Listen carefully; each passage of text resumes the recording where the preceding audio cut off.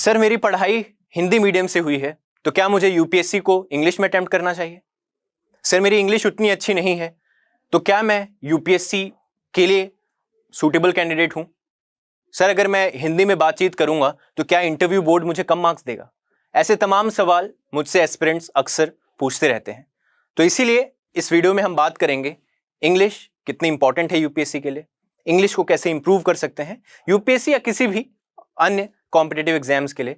कुछ एक चीजें इस वीडियो में हम देखेंगे कि कैसे अपनी अंग्रेजी को, अपनी इंग्लिश को थोड़ा सा हम एग्जाम के लिए इंप्रूव कर सकते हैं। नमस्कार दोस्तों, मेरा नाम राघवेंद्र शर्मा है। 2021 में हुई सिविल सेवा परीक्षा को मैंने उत्तीर्ण किया और मुझे इंडियन पुलिस सर्विस यानी आईपीएस एलोकेट हुई है। मैं अपने बारे में अगर बताऊं तो मेरी भी पढ़ाई लिखाई सरकारी स्कूल से हुई है। मैं एक हिंदी पृष्ठभूमि से आता हूं, घर पे कोई इंग्लिश का माहौल नहीं था। सो मैंने भी जब इंग्लिश सीखना स्टार्ट किया, शुरुआत में मुझे भी काफी दिक्कत होती थी और मुझे भी लगता था कि शायद इंग्लिश नहीं सीखेंगे तो ये दुनिया इज्जत नहीं देगी। कॉम्पिटिटिव एग्जाम्स की अगर बात करें तो हम देखते हैं बहुत सारे जो कंटेंट हैं, गाइडेंस है, मटेरियल्स हैं, वो सब इंग्लिश में अवेलेबल है। यूट्यूब वीडियोस हैं, ज्यादातर इंग्लिश में है। तो ऐसे में इंग्लिश सीखना मुझे लगता है एक जरूरी चीज हो जाती है। पर हम इस वीडियो में आगे बढ़ें और देखें कि इंग्लिश कैसे सीख सकते हैं, किन एक चीजों से आप अपनी इंग्लिश को इंप्रूव कर सकते हैं। उससे पहले मैं कुछ एक मिथ्स के बारे में बात कर लेता हूं, ठीक है। कुछ एक मिथ्स है कि यूपीएससी का एग्जाम देने के लिए हाई फाई इंग्लिश चाहिए, कि अगर आपको अंग्रेजी में बहुत उच्च स्तर के शब्द आते होंगे, बहुत कॉम्प्लिकेटेड हाई फाई वर्ड्स आते होंगे, तभी आप यूपीएससी का एग्जाम दें। आपको बहुत अच्छी अंग्रेजी आती है तभी आप यूपीएससी के बारे में सोचें। ऐसा कतई नहीं है। मेरे कई मित्र हैं सर्विस में जिन्होंने हिंदी मीडियम से तैयारी की है और वो हिंदी मीडियम से सिलेक्ट हुए। हर साल लोग सिलेक्ट होते हैं हिंदी मीडियम से। तो ऐसा बिल्कुल नहीं है कि आपको इंग्लिश ही आनी चाहिए या इंग्लिश बहुत अच्छी आनी चाहिए। अगर आपको एक कॉन्वर्सेशन वाली English, grammatically correct English, simple English आती है तो भी आप बिल्कुल यूपीएससी की तैयारी कर सकते हैं। दूसरी चीज ये कि शायद जिसको ज्यादा अच्छी इंग्लिश आती है उसको ज्यादा अच्छे नंबर मिलेंगे, ऐसा भी बिल्कुल नहीं है। यूपीएससी एग्जाम में बहुत हाई फाई इंग्लिश लिखने से नंबर नहीं मिलेंगे अगर आपका कंटेंट रिच नहीं है, ठीक है। सो अगेन ये भी एक मिथ है। तीसरी चीज कि इंग्लिश मीडियम से ही सिलेक्शन होगा, ऐसा भी नहीं है। हाँ, कहीं ना कहीं फैक्ट्स को हम दरकिनार नहीं कर सकते और स्टैटिस्टिक्स देखें तो हिंदी मीडियम से सिलेक्शन रेट काफी कम है। लेकिन फिर अगर कुछ लोग कर रहे हैं तो आप क्यों नहीं कर पाएंगे? मुझे लगता है आपके दिमाग में यही एटीट्यूड होना चाहिए। अगर आपका हिंदी मीडियम है तो अभी उसको इग्नोर तो नहीं कर सकते। You are a Hindi medium student. Now you have to understand कि अब आपके दिमाग में सिर्फ पॉजिटिव एटीट्यूड होना चाहिए कि अगर 10 लोगों ने भी हिंदी मीडियम से क्लियर किया है तो मैं भी कर लूंगा। इस एटीट्यूड के साथ आपको आगे बढ़ना चाहिए। और एक जनरल लाइफ में भी एक चीज है कि अगर आपको इंग्लिश अच्छी नहीं आती है तो आपको इन्फीरियरिटी कॉम्प्लेक्स होता है। मुझे भी था शुरुआत में, जब मैं स्कूल में था, मैं अच्छी इंग्लिश नहीं बोल पाता था। उस समय सीख रहा था। मेरे आसपास के लोग जो दिल्ली में ही पले बड़े थे, जो दिल्ली में ही शुरू से उन्होंने अंग्रेजी मीडियम में पढ़ाई की है, वो कहीं ना कहीं एक अच्छी इंग्लिश बोल लेते थे और मैं नहीं बोल पाता था। तो वो एक चीज अगेन मेरे साथ भी थी और सबको ही होती है कि इन्फीरियरिटी कॉम्प्लेक्स होता है। But as far as this exam is concerned, मैं एक चीज आपको बता सकता हूं कि जहां तक इस एग्जाम की बात है, इंग्लिश आपको बहुत अच्छी ना आती हो फिर भी उससे कोई फर्क नहीं पड़ता है। अगर आप इंग्लिश मीडियम में ये पेपर अटेम्प्ट कर रहे हैं तो एक सरल भाषा आपको लिखनी आनी चाहिए जो ग्रामेटिकली साउंड हो, वोकैबुलरी थोड़ी बहुत ठीक हो, जिससे आप बातों को आसानी से एक सिंपल लैंग्वेज में प्रेजेंट कर पाएं। बस इतनी अंग्रेजी चाहिए होती है। आपको इंफीरियर फील करने की जरूरत नहीं है। ऐसा नहीं है जो इंग्लिश बैकग्राउंड के लोग हैं वो आपसे ज्यादा नंबर ले आएंगे, ऐसा बिल्कुल नहीं है। अगर आप एक अंडरस्टैंडेबल लैंग्वेज, जितनी आपको अंग्रेजी आती है, तो आप बाकी सारी चीजें, आपकी मेहनत, आपका कंटेंट, सिर्फ वही चीजें मैटर करती हैं। इंग्लिश कितनी अच्छी आती है या नहीं आती है उससे आपके स्कोर पे फर्क नहीं पड़ता है। पर साथ ही साथ मैं ये जरूर कहूंगा कि अंग्रेजी सीखने के या अच्छे अंग्रेजी आने के कुछ फायदे अवश्य हैं इस यूपीएससी एग्जाम में भी। जैसे सीसेट का एक पेपर होता है। अक्सर जो हिंदी पृष्ठभूमि के लोग हैं, जो हिंदी मीडियम से हैं, वो सीसेट में उनको परेशानी होती है बिकॉज वो कॉम्प्रिहेंशन वगैरह इंग्लिश में ज़्यादा अच्छे से अटेम्प्ट कर पाते हैं, ऐसा माना जाता है। तो सीसेट के एग्जाम को लेकर के ऐसा लगता है कि जो हिंदी बैकग्राउंड के लोग हैं उनको दिक्कत होती है। दूसरी, मटेरियल और गाइडेंस की अगर बात करें तो वो भी ज़्यादातर इंग्लिश में अवेलेबल है। ये सत्य है, ये सच है कि अंग्रेजी में ही ज़्यादातर मटेरियल, ज़्यादातर गाइडेंस, ज़्यादातर वीडियोज़, कंटेंट, सारी चीज़ें अंग्रेजी में मिल रही हैं। तो ऐसे में डेफिनेटली अंग्रेजी आना एक प्लस पॉइंट माना जा सकता है। दूसरी चीज़ कॉन्फिडेंस की भी बात है। आप अगर अपने आसपास लोगों को देखेंगे जो इंग्लिश में बात कर पा रहे हैं, आपके को एस्पिरेंट्स, आपके साथ प्रिपेयर करने वाले एस्पिरेंट्स, और आप बिल्कुल इंग्लिश नहीं जानते हैं, तो वो कहीं ना कहीं समहाउ वो इन्फीरियरिटी कॉम्प्लेक्स अपने दिमाग में आ जाता है, आपका कॉन्फिडेंस डिप कर जाता है। एक और फायदा मुझे लगता है अच्छी इंग्लिश आने का इस एग्जाम में जो है वो ये है कि आपका जो एसए का पेपर होता है, और अगर आप इंग्लिश में अटेम्प्ट कर रहे हैं, this is for people who are attempting English, right. जो हिंदी में लिख रहे हैं उनके लिए कोई दिक्कत नहीं है, आप अच्छी हिंदी में लिखेंगे उससे कोई फर्क नहीं पड़ता, आपको उतने ही नंबर मिलेंगे। लेकिन अगर आप इंग्लिश में अटेम्प्ट कर रहे हैं और आपकी इंग्लिश वीक है, आपको ग्रामर का थोड़ा सेंस नहीं है, आपको ग्रामर में आपकी दिक्कतें होती हैं, तो कहीं ना कहीं फिर आपको एसए में शायद उतने अच्छे नंबर ना मिल पाए, क्योंकि अगर आप इंग्लिश में अटेम्प्ट कर रहे हैं तो आपसे एक कोहेरेंट इंग्लिश जो आसानी से समझी जा सके, ग्रामेटिकली करेक्ट हो, एक फ्लो हो, ऐसी इंग्लिश आपको आनी चाहिए, थोड़ी वोकैबुलरी भी थोड़ी रिच हो, ये चीज़ आपसे एक्सपेक्टेड है। तो जो लोग इंग्लिश में अटेम्प्ट कर रहे हैं, जिन्होंने डिसाइड कर लिया है कि हमें पेपर इंग्लिश में देना है, वो अपनी इंग्लिश को कैसे सुधार सकें इस बारे में हम आगे बात करेंगे। और अगेन इंग्लिश एक कोई भी हो, आप सब में से ज़्यादातर लोगों को या सभी को ही एक इंग्लिश का क्वालिफाइंग पेपर मेंस में देना पड़ता है। ऐसे भी कुछ मैंने कहानियां सुनी हैं कि लोग उस पेपर में डिस्क्वालीफाइड हो जाते हैं, उनके मेंस में बाकी सब्जेक्ट्स में अच्छे थे बट क्योंकि अंग्रेजी वीक थी, वो इंग्लिश का जो क्वालिफाइंग पेपर होता है वो उसी में अटक करके रह गए। तो इंग्लिश, अगर आप इंग्लिश में ये पेपर अटेम्प्ट करना चाहते हैं तो मुझे लगता है इंग्लिश सुधारना जरूरी है। थोड़ा आप ग्रामेटिकल गलतियां ना करें, एक अंडरस्टैंडेबल लैंग्वेज लिख पाएं, बोल पाएं, ये इतना आपको प्रिपेयर्ड रहना है। तो अभी तक हमने देखा कि कुछ एक जो मिथ्स हैं जो इंग्लिश से रिलेटेड है, कि क्या आपको हाई फाई इंग्लिश आनी चाहिए, क्या इंग्लिश मीडियम से ही सिलेक्शन होगा, ये सारी चीजें भी गलत है। पर साथ ही हमने देखा कि ठीक है, इंग्लिश मीडियम से पेपर देने के कुछ फायदे होते हैं, कंटेंट हो गया, गाइडेंस हो गई, ठीक है, सेल्फ कॉन्फिडेंस हो गया, ये सारी चीजें हैं। तो अब उनके बारे में बात करते हैं जिन्होंने ये तय किया है कि वो इंग्लिश में इस पेपर को अटेम्प्ट करना चाहते हैं, ठीक है। तो अब अपनी अंग्रेजी को सुधार कैसे सकते हैं, चाहे वो यूपीएससी हो या कोई भी कॉम्पिटिटिव एग्जाम हो। तो मुझे लगता है सबसे पहली चीज है स्टार्ट थिंकिंग इन इंग्लिश। आप दिन में सैकड़ों थॉट्स आपके दिमाग में आते हैं, आपको कोशिश करना है कि आप अंग्रेजी में सोचना शुरू करें। आज रात को 8 बजे सोना है, 10 बजे सोना है, इसकी जगह you think in your mind that you have to sleep at 10 PM, tomorrow you have to study physics, tomorrow you have to study polity, tomorrow you have to give 1 test. Start thinking in English, ठीक है। अपने आप को condition कीजिए, ये चीजें effort से आएंगी। You have to condition yourself that you will think in English, what you have to do tomorrow, what you have to do the next day, you will think all of this in English. थोड़े time practice लगेगा and once you start doing that, आपके दिमाग में थोड़ा English को लेकर के you become more comfortable with this language. दूसरी चीज, इसके साथ साथ सराउंड योरसेल्फ विद इंग्लिश। कोई भी भाषा हो, इंग्लिश हो, कोई भी भाषा हो, अमेरिका में पैदा हुआ बच्चा 3 साल की उम्र से अंग्रेजी बोलने लगता है, ग्रामेटिकली करेक्ट बोलने लगता है। ऐसा नहीं है कि वो इंग्लिश का कोई सॉफ्टवेयर इसके दिमाग में फिट था, इट्स जस्ट दैट वो अपने सराउंडिंग से पिकअप कर रहा है, अपने माता पिता, आस पड़ोस के लोगों से, टीवी देखता है, कार्टून देखता है, वहां से वो चीजों को पिक कर रहा है, आपका दिमाग वो चीजें पिक कर रहा है, ठीक है। And that's how that child learns to speak a language जो हमें इतना मुश्किल लगता है। सराउंड योरसेल्फ विद इंग्लिश, ठीक है। 3 साल का बच्चा इंग्लिश बोल पाता है क्योंकि उसकी सराउंडिंग में सब कुछ इंग्लिश में हो रहा है। आप 30 साल के हों, 25 साल के हों, आपको दिक्कत आ रही है इंग्लिश बोलने में, बिकॉज आप you have to accept it that you are not having an English background, ठीक है। आपकी मातृभाषा अंग्रेजी नहीं है। तो ऐसे में कोई भी भाषा सीखनी हो, उसके लिए सबसे ज्यादा जरूरी है कि you have to surround yourself with language. आप कुछ देख रहे हैं, इंग्लिश में देखिए। आप पॉडकास्ट सुन रहे हैं, इंग्लिश का सुनिए। आप कुछ पढ़ रहे हैं, इंग्लिश में पढ़िए। एंड जिसको इंग्लिश इंप्रूव करनी है उसको इसके लिए एक्स्ट्रा एफर्ट्स डालने पड़ेंगे, ठीक है। So again, talk to people, you are talking to people, English में बात कीजिए, ठीक है।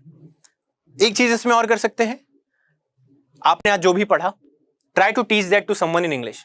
कुछ नहीं, कोई नहीं तो अपनी मम्मी के पास बैठे और जो भी आज आपने पढ़ा उसको इंग्लिश में उनको पढ़ाने की कोशिश कीजिए।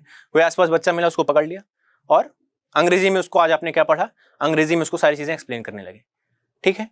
एक चीज ये है, if you do this on a regular basis, थोड़ा टाइम तक आप इसको लेकर के you keep on practising it, then you will definitely be able to improve your language. और अगर मैं अपने बारे में भी बताऊं, ठीक है, तो जैसे मैंने शुरुआत में कहा, मेरा भी कोई इंग्लिश का बैकग्राउंड नहीं था, but I started learning English on my own and I did this, I started this in an early stage when I was in school. I started reading newspaper. I started watching YouTube पे जो news debates आती थी, I started doing that, watching that, ठीक है। Newspaper से words उठाता था and अपने डायरी में लिख लिए जो वर्ड्स को बार बार देख रहे हैं। So I used to do all these things. So what I am telling you is from my personal experience. खुद मैंने कैसे खुद को इंग्लिश सिखाया, उस बारे में मैं आपके साथ वो सारी चीज़ें साझा कर रहा हूँ। तो और एक कुछ लोग होते हैं जिनको ग्रामर को लेकर के मुश्किलें हैं, ग्रामर से रिलेटेड कोई दिक्कतें हैं, तो उनके लिए एक बुक है इंग्लिश पे, इंग्लिश वोकैबुलरी एंड ग्रामर करके, उसका नाम है rain and Martin. You can find it on Amazon। Rain and Martin की बुक है, बहुत सारे लोग इसको रेफर करते हैं, ठीक है। And I think this is one good source जो बहुत सारे लोग रिकमेंड करते हैं, so I am also recommending it to you. You can read this book to improve your basic language skills, basic grammar, basic speaking skills, basic writing skills. This is one book you can refer to. So we have talked about few things, कैसे हम English को अपनी improve कर सकते हैं। इसी में एक चीज और एक प्रैक्टिस जो मैं खुद भी करता था, वो ये था कि जो चीजें मैंने पढ़ी हैं, ठीक है, जो चीजें मैंने पढ़ी हैं, मान लीजिए मैंने कोई एक न्यूज़पेपर आर्टिकल पढ़ा, उसके बाद मैं दिमाग में आर्टिकल हटा करके 2 minute I'll just think about it and I'll try to speak out a summary. मैंने क्या पढ़ा, so I'll just take my phone और उसमें मैं रिकॉर्डर ऑन करके I'll start speaking all that I have read today. ठीक है, तो इससे आप जब खुद को ही बोल रहे हैं और फिर रिकॉर्डिंग में आप सुन रहे हैं, तो you will start identifying कि आप कहाँ गलतियां करते हैं, आपको कहाँ सुधार करने की जरूरत है। So record yourself. This exercise will definitely help you in the short run to improve yourself, to identify आप कहाँ गलतियां करते हैं, आप किन चीजों में गलतियां करते हैं ज्यादा, और उसको कैसे सुधार सकते हैं।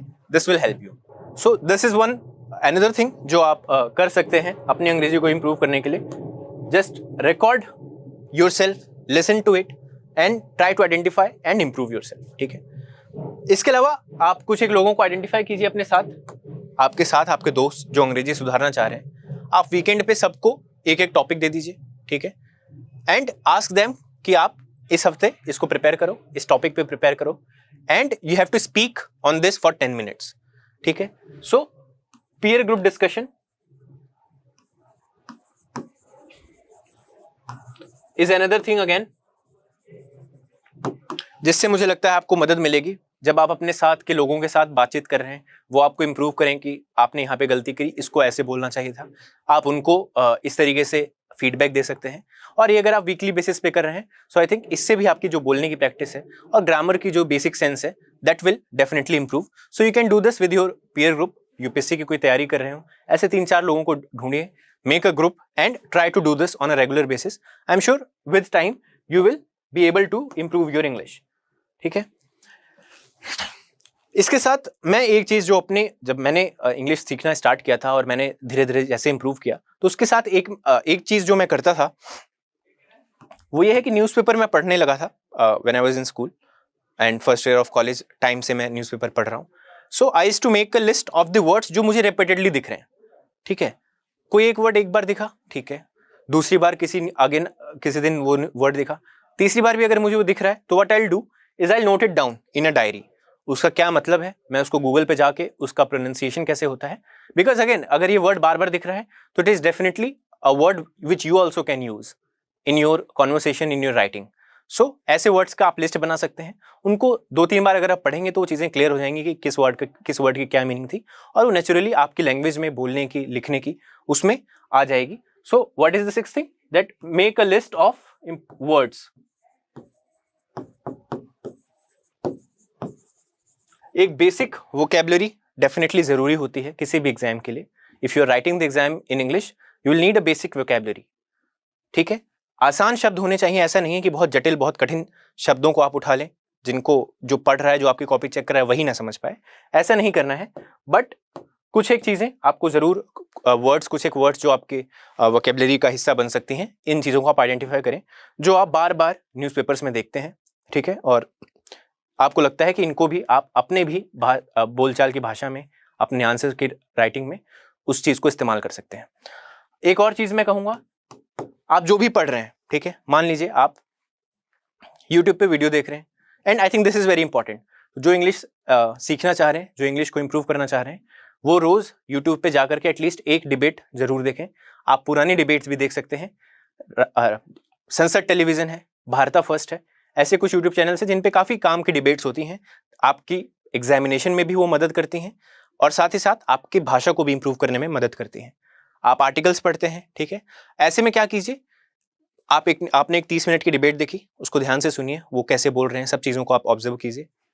आप उसके बाद क्या कर सकते हैं, जस्ट सिट डाउन और 10 मिनट दे करके आप सारी चीज़ें जो आपने एक कहानी सुनी है, पूरी डिबेट जो सुनी है, उसको एक कहानी की तरह आप अपने एक नोटबुक में लिखने की कोशिश कीजिए। इससे क्या होगा, आपका दिमाग चीज़ों को एक्टिवली ग्रास्प करने लगेगा एंड जब आप लिखते हैं तो again some new words will prop up जो आपने डिबेट में सुना होगा और आपका दिमाग इंग्लिश में सोचने लगेगा। So when you do that, I think it will help you. आप कोई आर्टिकल भी पढ़ते हैं, आप कोई एडिटोरियल पढ़ते हैं, एडिटोरियल पढ़िए, उसको साइड में रखिए and then try to write down a summary of it. आपने जो भी पढ़ा उसका पूरी एक सार अपने एक कॉपी में उसको लिखने की कोशिश कीजिए। ये 15-15 मिनट की एक्सरसाइज अगर आप रोज करते हैं तो ओवर द टाइम 5-6 महीने में आपकी अंग्रेजी डेफिनेटली इंप्रूव होगी, दैट्स फॉर श्योर।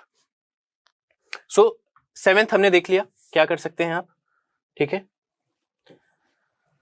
एक और चीज मैं आपके साथ जरूर साझा करना चाहूंगा कि लाउड रीडिंग करें, जिनको प्रोनाउंसिएशन में दिक्कत होती है, जिनको मे बी इंग्लिश लिखना आता है लेकिन बोलना नहीं आता है। This is also a problem which a lot of us face, that we can write English, we know how what is the correct grammar, what is the right form of sentences, we know all those things, but when we try to speak, we maybe become hesitant, we maybe become underconfident and we fumble. So for those, what I'll suggest is try to do loud reading, ठीक है। When you are reading an article, do not read it in your mind, read it loud, ठीक है।